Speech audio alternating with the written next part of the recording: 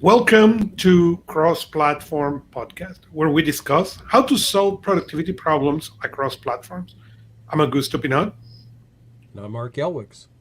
and we are today talking about a couple of news. So, one is episode of last week announcement from Samsung, where they came with a couple of toys, and we're going to talk about them in a moment. And the other thing is Lenovo launched the response. There is the Lenovo Duet 5 that was launched or at least released to the public for sale on February 11th. So the news for today are from February 9 and February 11. So let's start. Well, Samsung had their Unpacked 2022 event today. Um, I didn't really want to dig into it too much from the news perspective because honestly, Samsung is like the worst secret keepers on the planet right now. Everything you want to know about this event, you knew about 2 weeks ago. So we were really aware that this was going to be the event where they released the S22 phones, they released their new S8 tablets. Uh, they did just that. The phones look great. They did answer the question: is the Galaxy Note dead? It is dead in brand name alone, and that is it. Their S Right. their S22 Ultra is a Note in sheep's clothing. I mean, that's the only way to really describe it. It's got a built-in S Pen. It looks like a Note. It quacks like a Note. I mean, it's basically a Note. It's just under the S22 branding. The S8 tablets are very powerful. They are targeted. I hate to use that phrase iPad killer, but you can see that they've got the iPad in their sights with these kinds of devices. They were pushing things such as the multitasking capability and the keyboard capability and the fact that literally you can run Dex on it the same way you can any of the other devices. So it's really targeted to be that Android tablet based machine companion. And what was nice is they showed some of those companion features, such as using the S8 tablet next to a Galaxy notebook and then literally using it as a secondary display and just sliding visually things wirelessly from your notebook to the tablet and using that as a secondary display at the same time when you're not using it as a tablet, which I like. I like that idea of multiple functional capabilities. That's to Mhm. me that's a big thing. So that was nice. The thing that I thought was the bigger release was there was a chunky, chunky software release for the Galaxy Watch Series 4 for the Wear OS that was released Sorry, this morning. before you go to the watch, Mm-hmm. there was Oh yeah, something I'm sorry. interesting on the S8, the phone, the Note, whatever, but um, on the on the tablet, it was interesting to me how you know they come and Samsung and Microsoft and everybody, okay, that the iPad is not a real computer, but once again they are coming, into let me compare you with the iPad. I was like, okay, hold on, you've been No, wait telling a me minute. that Didn't it's not a real Apple? computer. No, wait. Apple did that to themselves, though. If you remember that ad, what's a computer? It's true, but it was a fantastic Okay. ad. Yeah. Well, it's the same reason why at the very beginning of the Samsung Unpacked event, Samsung took a very unveiled shot at Apple when Lord Macintosh gets hit with a bucket of water. Actually, two buckets of water. I'm like, okay, guys, we got it. Take your shot. Now let's move on. So yeah, I go ahead. I wanted to argue that point just a wee No, bit. no, no, no. But it's when you look at the specs, side by side, okay, it is really interesting how spec wise these two machines are done. When you look, it's they both have the multi touch. They're one is 12.9, the iPad 12.4 for the Samsung. The resolution is 265 pixel per inches in the iPad, 266 for the Samsung. That is not going to be really a different. But the RAM is the same, the storage is the same. So it's really, when you look, side by side, there is a lot of the things. When Samsung came and did, okay, you have 12 megapixels on your camera, I'm going to put 13 megapixels on the camera. Mhm. And I think, okay, but and obviously one runs on Apple iOS, the other one runs on Android 12. But what excites me about this device is, I've been telling, I years ago tell people one or the other. My question when people ask me what device should I get, my question is, what is your phone? If you have an iPhone, Yes. go to get an iPad. If you have an Android, Hmm. don't even go for the iPad. Go directly for a Samsung or for an Android tablet, because, as you know, we began many years ago on Productivity Cast, and I remember when we began, there was difference at that point between Android Yes. and iOS, but with the years of comparing and everything else, there is not that much. It's Yeah. details. So, I think this device is. I think you're right. This device is truly a hardware rival.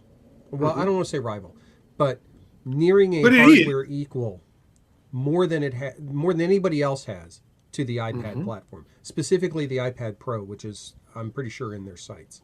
Yeah, So I agree with you completely.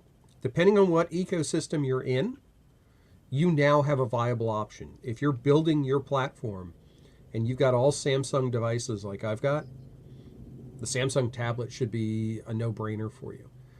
If you're on the Android side, it should yeah, be a no-brainer for you. So it yeah. gives you that. It gives you an option that we didn't truly have before. We had, but not to this same level of equity.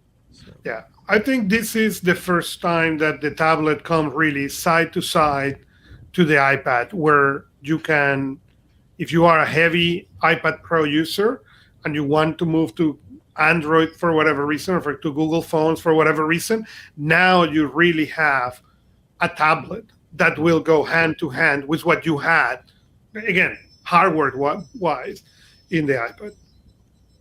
No, I agree completely, and it's nice to see with Google's announcement last week that they're going to be putting a concerted effort into Mhm. the Android operating system supporting tablets more so. This Android 12L version that they're going to release, um, which I can only think means landscape because that's pretty much the layout, is a good step. It's a good step in the right direction to making Android be something more than the little slab of glass in your pocket, to take it up to an operating system level. It's Android's a few years behind on this. Apple went ahead and jumped on starting to provide that tablet OS, and it's about time that Android starts to do it so that we have those options and those viabilities.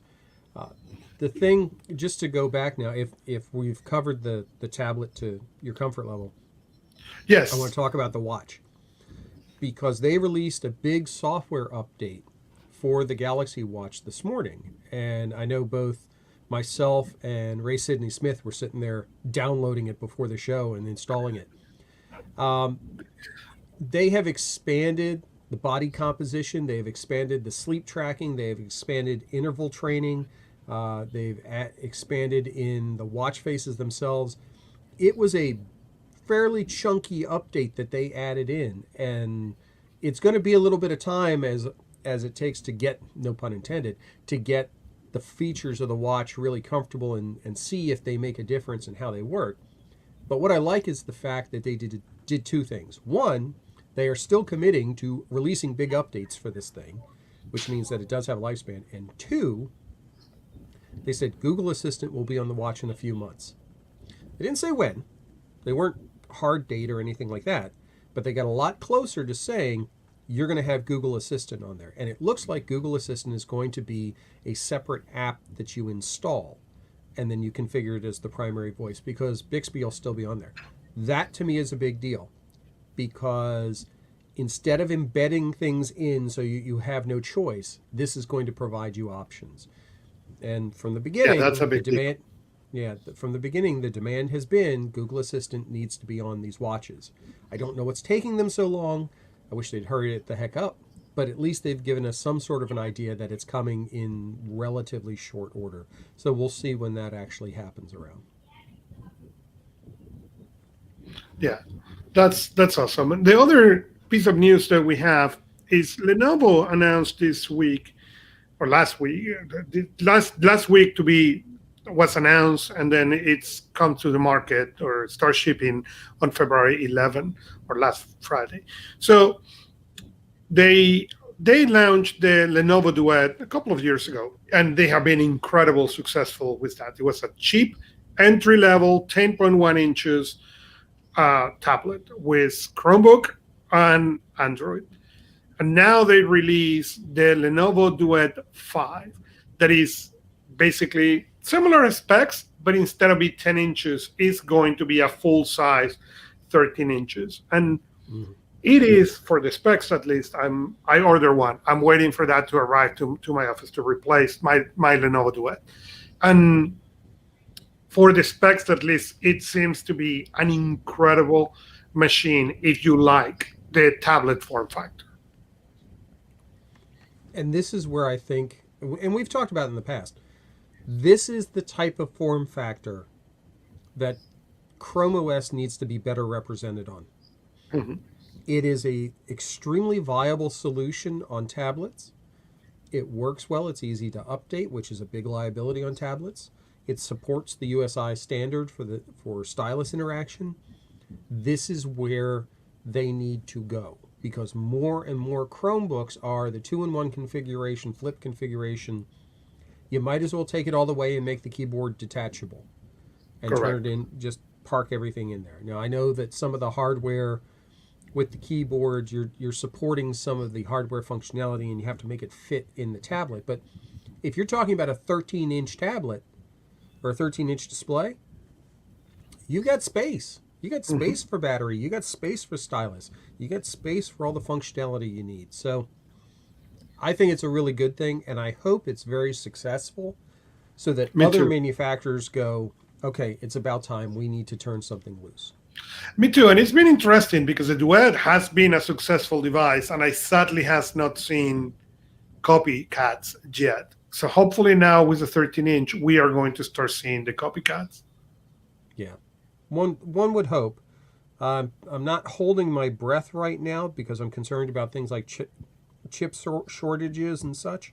Yeah. But I think with things starting, I'm keeping my fingers crossed, starting to return to normal a little bit, maybe we'll see these devices that may have already been in the design channel finally coming out into the production channels and into availability. So we'll see. But you'll With have to this- let us know when you get it. And Oh, I will. I will talk about it in the next show. We will talk. We will cover that. So with that, follow us where you like to listen podcast, like us or subscribe to us, and leave us a review. You can also interact with us in personalproductivity.club. We're Augusto Pinaud and Art Gelwicks. See you next time from your favorite device.